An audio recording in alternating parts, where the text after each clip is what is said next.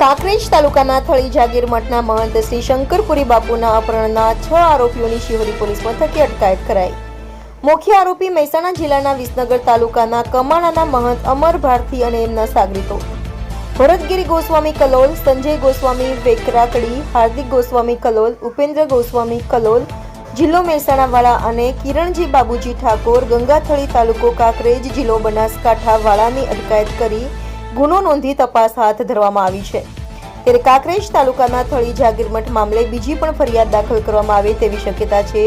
જો કે 7/1/2025ની વહેલી સવારે થળી જાગીર મઠમાં બિનઅધિકૃત રીતે પ્રવેશ કરી સીસીટીવી કેમેરાની તોડફોડ કરી મહંત શંકરપુરીનો મોબાઈલ ફોન લૂંટવીને બંદૂક બતાવી જાનથી મારી નાખવાની ધમકી આપી ડરાવી ધમકાવીને લખાણ કરાવીને અપહરણ કરવા બાબતે શિહોરી પોલીસ મથકે ફરિયાદ દાખલ કરવામાં આવી છે। જેમાં સૌથી અગત્યની બાબત વિશે વાત કરીએ તો બનાસકાંઠા જિલ્લા પોલીસ વડા અક્ષયરાજ મકવાણા અને દિયોદર નાયબ પોલીસ અધિક્ષક ડોક્ટર સુબધ માનકર સહિત પાલનપુર એલસીબી અને શિહોરી પીઆઈ મેહુલ કોટવાલ સાથે થરા પીઆઈ રામજરિયા સહિત મોટી સંખ્યામાં પોલીસ કાફલો ખડકી દેવામાં આવ્યો હતો અને બંને પક્ષો વચ્ચે સમાધાન કરવા બાબતે ચર્ચા કરવામાં આવી હતી।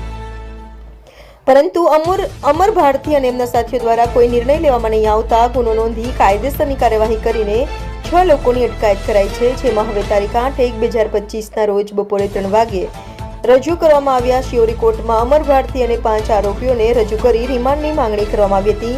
જેમાં કોર્ટે 1 દિવસના રિમાન્ડ મંજૂર કર્યા હતા। ત્યારે હવે અમર ભારતી મહંત અને એમના 5 લોકોને ક્યારે જામીન મળશે તે અંગે દશનામ ગોસ્વામી સમાજના અગ્રણીઓ કોર્ટમાં જામીન અરજી મૂકવા માટે એમના વકીલ મારફતે પ્રયાસો હાથ ધરાયા છે।